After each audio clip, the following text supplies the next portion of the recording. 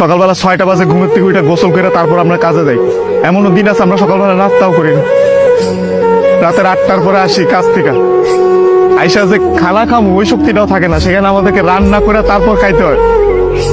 আমাদের কোনো ছুটি নাই।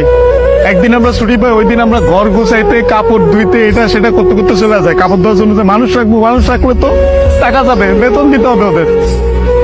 ওই টাকাটা বাসায় আপনাদেরকে পাঠাই, তারপর ওইটা দিয়ে আপনারা ফুটা দিবেন। আর এই যে ইস্ত্রি করা, এই যে ভাজালা কাপড় বেরা ঘুরেন, আর এই যে কাপড়, আমরা কাপড় পরতে পারি না ওইখানে। এই যে এখানে দেখেন না ভালো ভালো কাপড় পরে ঘুরতেছি, এটা খালি আব্বা আম্মা আত্মীয় স্বজন দেখে ভাবে যে পোলা অনেক সুখে আছে।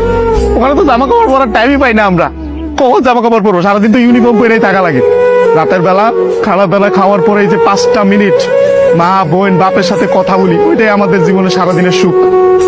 সারাদিন কষ্ট করে ওই যে 5টা মিনিট মায়ের সাথে কথা বলবো, এটার জন্য 16 ঘন্টা 18 ঘন্টা করে আমাদের চাকরি করা।